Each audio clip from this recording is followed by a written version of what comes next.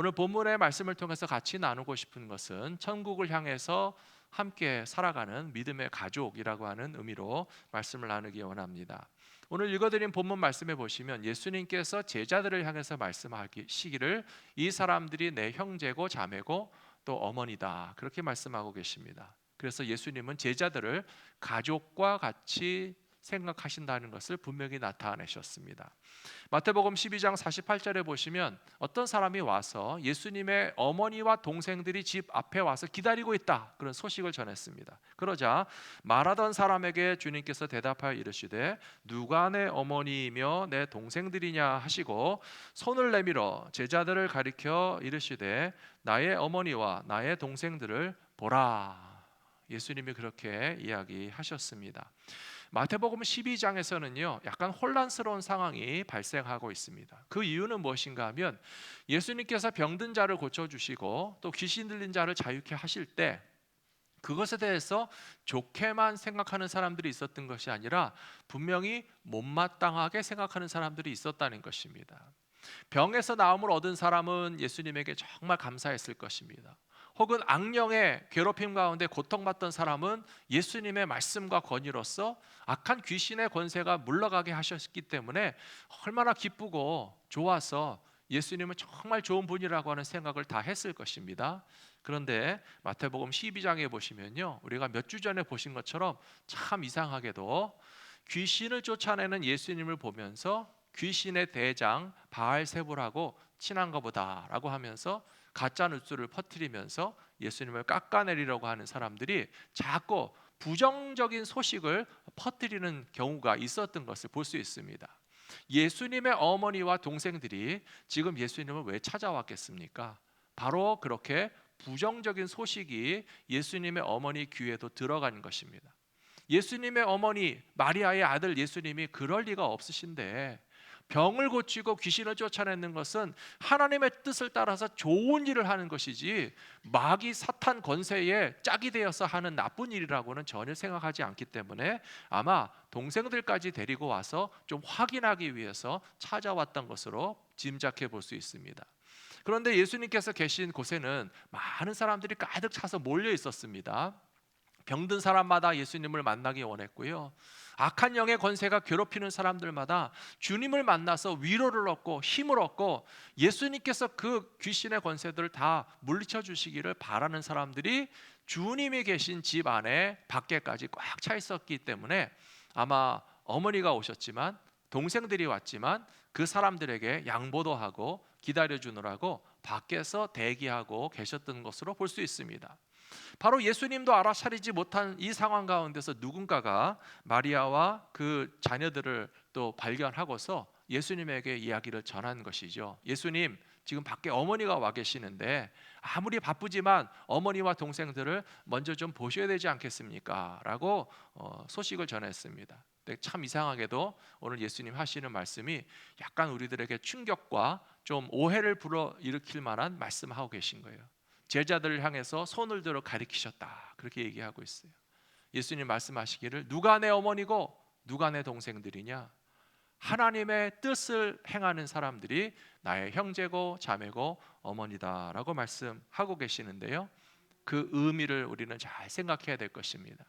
만일에 밖에서 예수님의 어머니 마리아가 이런 말을 들으셨으면 실망하고 화가 났겠습니까? 아니면 다 무슨 이유가 있어서 그런 말씀을 하셨겠다라고 생각하셨겠습니까? 우리 성도님들은 오해하지 않으실 거라고 저는 봅니다. 예수님은요 30세가 되기까지, 공생애를 시작하기까지 그 누구보다도 자기의 가족을 사랑하고 어머니를 사랑하고 동생들을 돌보는 일을 위해서 최선을 다해서 일하셨던 분이 예수님이셨습니다. 하나님의 아들로서 인류 구원을 위해서 오셨지만 바쁘다고 12살 때 세상에 뛰쳐나가신 거 아니에요. 예수님이 12살 될 때까지는 분명히 아버지 요셉이 살아 있었고 예루살렘 성전 유월절 순례에도 같이 갔다 왔었는데 그 뒤에 기록에 보시면 아버지 요셉에 대한 이야기는 더 이상 나오지 않습니다. 어머니는 홀로 계셨고 어린 동생들이 있는데 예수님께서 아무리 중요한 메시아의 사역을 감당하시는 것도 필요하겠지만 그러나 어린 동생들이 충분히 자라나기까지 어머니가 혼자 그 어린 자녀들을 돌보는데 너무 힘들지 않도록 하나님의 아들이신 예수님께서도 자기의 가족을 위한 그런 헌신의 시간을 가지셨던 것을 기억한다면, 오늘 이 장면에서 누가 내 어머니고 누가 내 동생이냐라고 하는 소리를 한 번쯤 하셨다고 해서 동생들도 섭섭할 것이 하나도 없었을 것이고 어머니도 오해는 하지 않으셨을 것입니다. 이런 상황 가운데서 예수님께서 제자들에게 하나님의 일을 행하는 사람들은 나의 가족과 같다라고 말씀하시는 것의 의미를 우리가 깊이 생각할 필요가 있습니다. 우리의 삶에는 인생을 살아가면서 많은 시간들을 함께 공유하는 사람들이 때때로 있습니다. 학생 때는 학교에 가면 친구들을 맨날 만나잖아요. 그래서 사춘기 청소년이 되면요, 자기 가족이나 부모보다도 때로는 친구들이 더 좋아가지고 죽고 못 사는 그런 때가 있어요. 그러나 그때뿐입니다. 학교 졸업하고 학교 떠나고 나면 친한 친구들과의 관계도 남고 그 어떤 추억도 남아있지만, 그러나 평생토록 학교 친구들을 식구처럼 생각하며 사는 경우는 많지 않습니다. 선생님들도 마찬가지입니다. 선생님께 사랑을 받고 존경하고 많은 것을 배웠으면 선생님에게 감사하는 마음을 가지는 것은 사실이지만, 그러나 선생님들이 매년 새로 만나는 학생들마다 너는 내 아들이다, 너는 내 딸이다, 그 말도 너무 믿으시면 좀 곤란합니다. 그냥 이뻐해 주시는 것으로 감사해야지 졸업하고 떠나면 이제 선생님과 제자로의 관계로만 남을 뿐이에요. 우리가 아무리 좋았던 그런 시간과 추억들이 있다 할지라도 이 세상에서의 모든 만남과 관계들은 사실은 어떤 목적에 의해서 일시적으로 함께 했고, 그 목적 달성이 되거나 혹은 실패하게 되면 그 관계는 도로 멀어지게 되는 것이 대부분의 관계라는 것을 잘 알고 있습니다. 직장 생활은 더욱더 그렇습니다. 만일에 지금 우리 성도님께서 일하시는 직장이 정말 가족과 같이 좋고, 직장에 가면 동료들이 식구들과 같고, 너무나 함께 일하는 시간이 행복해서 정말 하루라도 빨리 직장에 가서 더 많이 일하고 싶다라고 하는 분들도 있으시겠지만, 대부분의 분들은 직장 가서 스트레스를 많이 받습니다. 함께 일하는 사람들이 동료이기도 하고 또 경쟁자이기도 합니다. 우리는 어떤 직장에서의 이윤을 창출하고 경제 활동을 하기 위해서 협력하는 때도 있는 것이 사실이지만, 그러나 누군가를 붙잡고 쓰러뜨려서 밟고 올라서야 되는 이 경쟁이 존재하는 세상 가운데서는 직장에서 우리가 함께 붙어서 일하는 가장 중요한 이유가 바로 그 월급 봉투일 때가 많이 있습니다. 아무리 스트레스를 받아도, 아무리 피곤하고 아무리 괴로운 일이 많아도 그래도 경제적인 보상이 있고 거기서부터 얻어지는 이익이 있기 때문에 직장에서 참고 견디면서 일하는 것이지, 결코 직장 생활이 식구들이나 가족과 같이 사랑하는 관계 때문에 일하는 경우는 아마 별로 없으실 거라고 생각합니다. 그런 의미에서 예수님께서 제자들에게 말씀하시기를 이 사람들은 내 형제고 자매고 어머니와 같은 사람들이다라고 말씀하신 것은 우리에게 굉장히 놀라운 표현이 아닐 수 없습니다. 사랑하는 성도 여러분, 우리들의 신앙생활도 저는 마찬가지가 되어야 한다고 생각합니다. 다른 종류의 보상을 바라신다면 신앙생활을 하다가 멈추거나 포기할 수 있어요. 교회 와서 우리가 정말로 바라야 될 것이 무엇입니까? 나 혼자만 위로받기 원하십니까? 혹은 어떤 사회적인 성취에 있어서 내 자신의 자아 성취를 추구하고 계십니까? 교회 와서 금전적인 이득을 기대하시는 분들은 아무도 없으시겠죠.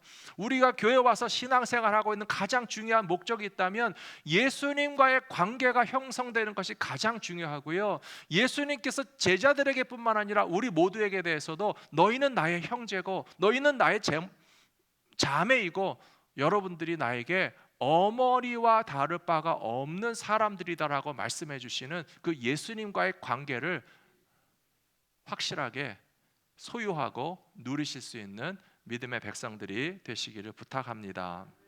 두 번째로 예수님께서는 하나님의 뜻을 감당하는 사람들이 부모와 형제와 같은 믿음의 가족이라고 말씀하고 계신 그 의미를 우리가 묵상해야 되겠습니다.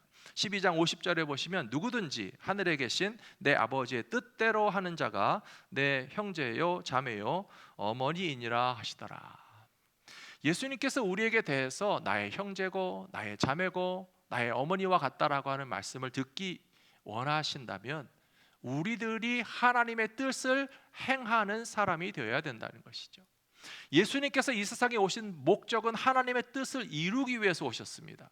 십자가뿐만 아니라 예수님의 말씀과 가르침과 병고침과 귀신을 쫓아내는 모든 일들은 다 한 가지 동일한 주제와 방향성이 있는데, 하나님의 뜻을 이루시는 과정에서 예수님 말씀도 하시고 병도 고치시고 귀신도 쫓으시고 십자가의 길도 가셨잖아요. 그러면 예수님에게 있어서 우리가 한 가족과 같아라고 하는 말을 듣기 위해서라면 예수님과 똑같은 방향으로 가야죠. 예수님이 추구하시는 하나님의 뜻이라고 하는 방향과는 전혀 다른 방향으로 가면서 나도 예수님한테 식구 같다, 가족 같다라고 하는 소리를 듣고 싶다고 한다면 들을 수 있겠습니까? 없겠습니까? 그것은 기대할 수 없는 것을 기대하는 것이에요. 하나님의 뜻을 우리도 따르면 하나님의 뜻을 따르시는 예수님과 더불어서 믿음의 한 가족이라고 하는 것을 인정받게 될 것이라고 저는 믿습니다. 이 말씀에 대해서 우리를 더 설명해 주는 말씀이 베드로전서 1장 22절이라고 생각합니다. 예수님의 가장 1번 제자라고 말할 수 있는 베드로가 남긴 편지에 보시면, 너희가 진리를 순종함으로 너희의 영혼을 깨끗하게 하여 거짓이 없이 형제를 사랑하기에 이르렀으니 마음으로 뜨겁게 서로 사랑하라. 바로 이 말씀에 하나님의 뜻이 나타나 있습니다. 두 가지를 말씀드리고 싶습니다. 우리를 향하신 하나님의 뜻이 무엇인지 아십니까? 베드로전서 1장 22절에 보시면 진리를 순종함으로 너희의 영혼을 깨끗하게 하라, 그렇게 되어 있습니다. 사랑하는 성도 여러분, 신앙생활의 목적이 우리의 영혼을 깨끗하게 하시는 그리스도의 십자가의 보혈을 의지하기 위해서 신앙생활하시는 저와 여러분들이 되시기를 부탁합니다. 우리를 향하신 하나님의 뜻은 바로 거룩한 성도의 삶을 사는 데에 최고의 우선순위가 있다는 것을 기억하셔야 되고요. 우리가 예배를 드리는 이유와 목적도 우리가 진리를 순종함으로써 우리의 영혼을 깨끗하게 하기 위해서 예배 드리고 있다는 사실을 우리는 항상 잊지 말아야 될 것입니다. 그리고 두 번째는 마음으로 형제와 자매를 뜨겁게 서로 사랑하는 것, 그것이 바로 하나님의 뜻이라고 말씀하고 있습니다. 모든 율법의 결론도 마찬가지지 않습니까? 하나님을 사랑하고 이웃을 사랑하라고 하셨고요. 하나님의 뜻은 두 가지로 요약한다면 이렇게 진리에 순종함으로써 우리의 영혼을 깨끗하게 지키는 것이고, 믿음의 사람들이 서로 마음으로 뜨겁게 사랑하는 것이 하나님의 뜻이라고 하는 사실을 분명히 알 수 있습니다. 베드로는 사실 허물이 많은 사람이었습니다. 우리 성도님들도 베드로 잘 아시잖아요. 베드로는요, 성격이 보통이 아닌 사람이에요. 참을성이 없는 사람이에요. 그래서 굉장히 우락부락하게 큰 소리도 치고 행동도 거칠고, 그래서 베드로의 주변에 있는 사람들은 좀 그에게 치이고 상처도 받고 예수님의 제자가 왜 저래 하는 소리를 솔직히 많이 들었던 사람이 베드로와 같은 사람이에요. 그리고 누구보다도 자기 자신이 부족하고 못난 것을 베드로 자신이 잘 압니다. 그런 베드로가 베드로전서에서 뭐라고 이야기하고 있습니까? 진리를 순종함으로 너희의 영혼을 깨끗하게 하라. 그것이 바로 하나님의 뜻이라고 말하고 있는데요. 베드로는 예수님을 부인하기도 했습니다. 십자가로 가시는 예수님에게 대해서 나는 저 사람이랑 상관없고 나는 저 사람을 모르고 나는 예수의 제자가 아니다 라고 맹세까지 했던 베드로였지만, 그는 평생토록 주님이 자기의 발 닦아주신 사실을 잊을 수가 없었어요. 그리고 새벽 딱 올 때에 예수님을 부인했던 사실에 대해서 평생 회개했을 것이라고 우리는 짐작해 볼 수 있습니다. 사랑하는 성도 여러분, 예수님께서 제자들 가운데 특별히 베드로의 발도 씻어 주셨다는 것은 무엇을 의미하겠습니까? 예수님이 그때 말씀하시기를요, 내가 너의 발을 씻어 주지 아니하면 너와 내가 상관이 없느니라 라고 말씀하셨어요. 그것은 바로 관계 형성이라고 저는 생각합니다. 사랑하는 성도 여러분, 누구 발 닦아 보셨나요? 누가 내 발을 닦아주나요? 식구들 말고 발 닦아주면 좀 이상하잖아요. 내 자식 발을 내가 닦아줬고, 혹시 내 어머니, 내 아버지, 부모님의 발을 닦아보신 적이 있으실 것이고, 드물겠지만 남편이 아내의 발을, 아내가 남편의 발을 닦아보신 적도 있으실 텐데요, 생판 모르는 사람의 발을 닦아주는 것은 쉬운 일이 아니에요. 예수님께서 베드로의 발을 닦아주셨다는 것은 예수님이 그 자리에서도 하신 말씀이시지만, 내가 너의 발을 닦아주지 않으면 너와 나는 아무 상관이 없다.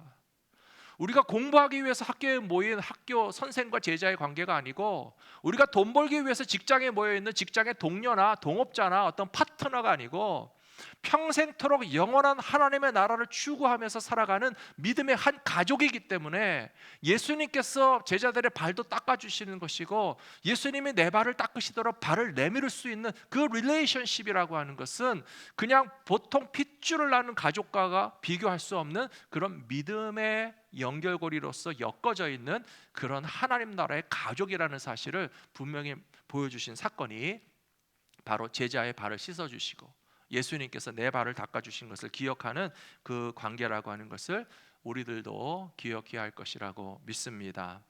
사랑하는 성도 여러분, 예수님께서 우리들의 발도 닦아주셨습니다. 아시나요? 믿으시나요? 예수님께서 우리의 발을 물과 손으로 닦으신 것이 아니라 십자가의 보혈로 씻어주셨잖아요. 예수님께서 우리를 얼마나 사랑하시는지 모르세요? 아시잖아요. 예수님과 우리와의 관계는 보통 관계가 아니에요. 선생님과 제자가 아니에요. 비즈니스 함께하는 파트너가 아니에요. 생명을 우리에게 주신 예수님께서 우리를 사랑하셔서 우리를 자녀로 삼으시고 우리를 형제와 자매로 생각하시고 함께 하나님의 나라의 일을 하도록 부르신 그런 믿음의 한 가족 된 것을 잊지 말고 살아가시는 모든 성도님들 되시기를 부탁합니다. 저는 이 말씀을 준비하면서 제 스스로도 생각하고 우리 성도님들에게도 질문하고 싶습니다. 예수님과 얼마나 가까운 관계를 경험하고 사시는지, 그리고 성도들과 성도들 사이에 나는 사랑 주고 있고 나는 사랑 받고 있다라고 하는 사실을 경험하며 사시는지 묻고 싶습니다. 더 쉽게 말하면요, 주 안에서 우리가 한 가족이라고 하는 것을 항상 느끼며 살아가고 계십니까? 좀 그렇지 못하시다면 좀 더 깊숙이 예수님의 사랑 안에 들어가셔서 예수님과의 관계가 깊어지시고요, 교회 안에서 성도들과의 관계도 조금 더 가까워지셨으면 좋겠어요. 우리 교회 성도님들은 정말 사랑도 많고 관계도 좋고 서로 가깝게 의지하고 그렇기 때문에 우리 교회 안에서 신앙생활 하실 수 있다라고 저는 생각하는데요, 그러나 그렇지 못한 분들도 있는 것이 사실이거든요. 그때에 우리 신앙의 위기가 찾아오고 그때의 교회 공동체에 어떤 균열이 생겨나고 또 위기의 상황이 벌어질 수 있습니다. 저는 지난 한 주간 동안에 우리 교회에 계신 성도님들 가운데 연세 많으신 두 분의 권사님을 신방했습니다. 그 일을 마치고 잠깐 찾아뵀더니요, 평소보다 얼마나 더 반가워하시는지 제 손을 잡고 안 놓으시고 막 볼에까지 부벼주시고 그러시면서 방송을 통해서 따님과 함께 예배를 드리고 있다고, 잘 드리고 있다고, 우리 성도님들 다 편안하시냐고 그렇게 안부를 전하시는 만남을 잠깐 가지면서 바로 그겁니다. 하나님의 뜻이 어디에 있습니까? 마음으로 서로 뜨겁게 사랑하라고 맡겨주신 것이 우리 교회와 우리 성도들이 아닙니까? 사랑하는 성도 여러분, 상황이 어떠하든지 간에, 우리에게 주어진 조건이 어떠하든지 간에 우리 교회가 진짜 교회의 모습을 지켜나가고 예수님께서 우리를 향해서 말씀하실 때에도 너희가 형제고 너희가 내 자매고 너희가 내 어머니고 너희가 내 가족이다 라고 하는 말을 듣기 위해서라도 마음으로 서로 뜨겁게 사랑할 수 있는 믿음의 사명 계속 잘 감당해 주시기를 부탁드립니다. 마태복음 7장 21절에 보시면 예수님 말씀하시기를 나더러 주여 주여 하는 자마다 다 천국에 들어갈 것이 아니요 다만 하늘에 계신 내 아버지의 뜻대로 행하는 자라야 들어가리라. 하늘에 계신 아버지의 뜻대로 행하는 것이 우리 믿음의 증거가 된다는 예수님의 말씀입니다. 요한복음 9장 31절에도 비슷한 말씀이 있습니다. 요한복음 9장 31절에 보시면 하나님께서는 죄인의 말을 듣지 아니하시고 경건하여 그의 뜻대로 행하는 자의 말을 들으시는 줄을 우리가 아나이다. 이 말은 누가 한 말인가 하면요, 실로암 연못가에서 눈을 뜬 청년이 한 말이에요.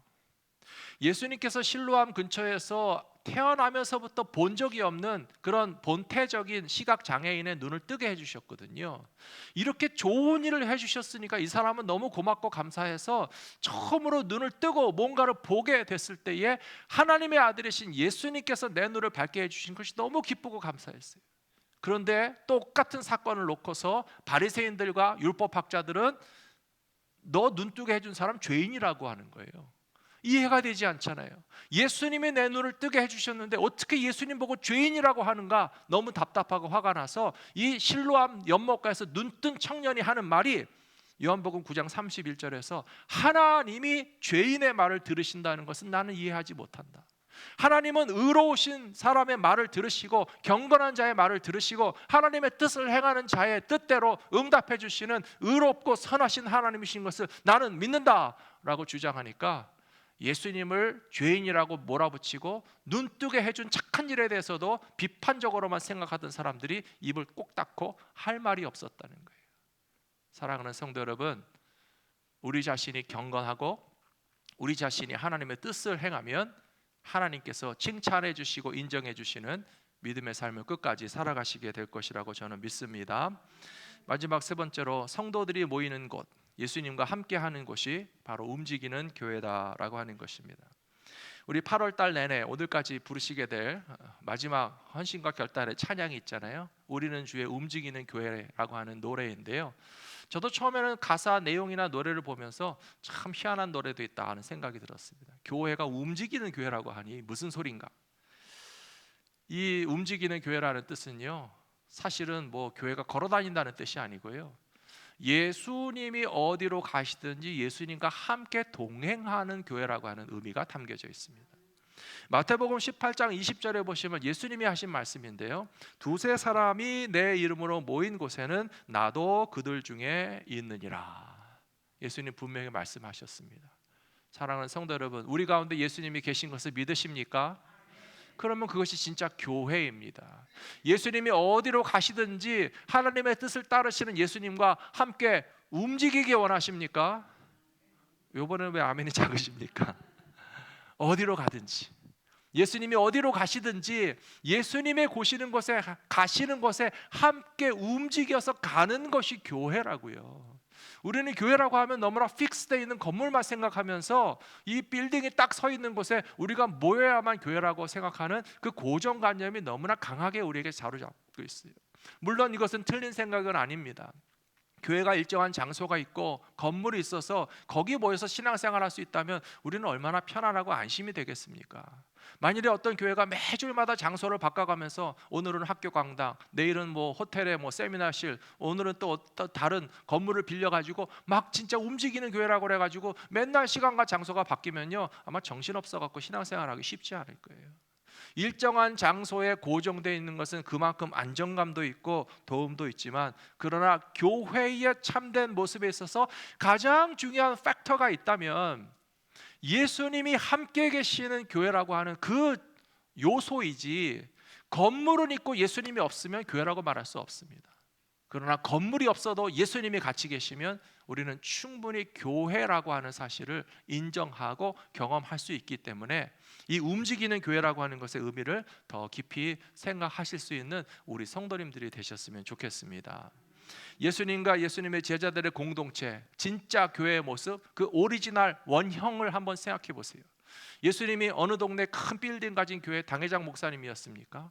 아니잖아요. 그러나 우리가 분명히 기억해야 될 것은 무엇인가 하면, 하나님의 아들이신 예수님이시라도 이곳에 와서 번듯한 건물을 소유하는 것에 포커스를 두신 것이 아니라 구원받아야 할 영혼이 있는 곳들을 찾아다니시면서 그들에게 사망의 길이 아닌 생명의 길을 보여주시기 위해서 제자들과 더불어서 계속적으로 그 생명의 복음을 전파하는 데만 집중하셨던 예수님이 바로 교회였던 것처럼, 오늘날 우리 교회도 그런 교회가 되기를 원한다면 어쩌면 건물보다도 더 우선순위를 가져야 될 것이 주님과 더불어서 일하는 교회가 되는 것이 우리 교회가 추구해야 할 목적이라고 저는 확실히 믿습니다. 이스라엘 백성들이 광야에서 40년 동안 픽스된 건물은 없었어요. 필요에 따라서 성막을 지었고 필요에 따라서 성막을 해체했습니다.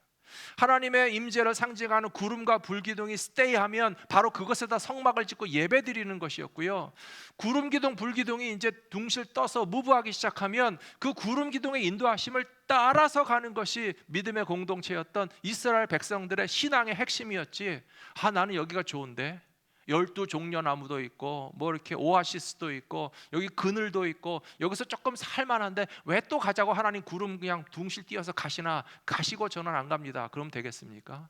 아니잖아요. 불편해도 힘들어도 일정한 장소에 매여 있지 않아도 하나님의 구름이 떠오르는 곳에 따라가는 것이 교회고, 예수님이 가시는 곳에 쫓아가는 것이 제자이고, 진정한 교회의 의미는요, 움직일 수 있는 것이 더욱더 교회다운 교회라고 저는 생각합니다. 엊그제 저희 교회 당회원 장로님들과 사실은 교회의 미래에 대해서 많은 대화를 나눴습니다. 특별히 건물과 장소에 대한 말씀도 많이 나누었습니다.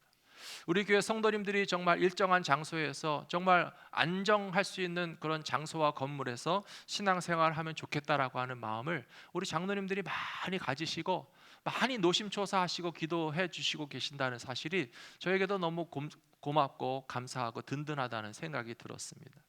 우리 성도님들도 이렇게 좋은 장로님들이 계신 게 얼마나 다행인지 아마 다 느끼실 거예요. 또 시무하시는 당회원 장로님들 뿐만 아니라 은퇴하시는 우리 원로 장로님들도 저랑 만나서 대화 나누실 때 우리 교회 이제 앞으로 어떻게 좋은 장소 잘 준비하고 있습니까? 얘기하시면서 기도하고 있다고 말씀해 주시고요. 우리 권사님들이나 성도님들도 다 같은 마음이실 거예요. 우리 교회가 안심하고 안정되게 모여서 신앙생활할 수 있는 교회가 주어진다면 얼마나 좋을까? 저도 같은 마음입니다. 그러나 그거에 앞서서 우리에게 더 중요한 핵심은 제가 이미 말씀드렸습니다. 예수님과 함께 천국을 향해서 순례자와 같은 마음으로 동행하고 따라가다 보면 우리에게 필요한 장소도 건물도 교회 공동체의 안정도 주님께서 허락해 주실 것이라고 믿고, 오직 주님의 인도하심만을 따라가실 수 있는 믿음의 백성들 되시기를 축복합니다. 고린도전서 16장 19절에 보시면 교회에 대한 아주 재미있는 컨셉이 이 말씀 속에 설명되고 있습니다. 아시아의 교회들이 너희에게 문안하고 아굴라와 브리스가와 그 집에 있는 교회가 주 안에서 너희에게 간절히 문안한다. 고린도 교회 성도에게 쓴 편지를 보시면 사도 바울이 고린도 교회 성도들에게 편지하면서 아시아 지역에 있는 여러 교회들이 여러분들에게 인사를 전하고 있습니다 라고 하면서 그 중에는 브리스길라 아굴라 집에 있는 교회도 포함되어 있습니다 라고 말하고 있습니다. 이 당시에 처음에 세워진 이 1세기 초대교회는요, 사실은 전 세계에 존재하는 모든 교회들이 다 하나의 교회였습니다. 교회는 한 개밖에 없었어요. 하나님의 교회고 예수님의 교회고, 예수님 때문에 구원받은 사람들이 예루살렘에 살든지 고린도에 살든지 아시아에 살든지 어디 살든지 다 그 사람들은 그때 다 교회는 하나라고 생각하고 살았었어요. 우주적인 하나의 교회는요, 그 기본 단위가 작은 교회라 할지라도 두세 사람이 예수님의 이름으로 모인 곳이 건강하게 살아있는 교회라고 한다면 그 교회들이 연결하고 협력하여서 얼마든지 하나님의 뜻을 이루어갈 수 있는 교회로 든든히 세워질 것이라고 저는 믿습니다.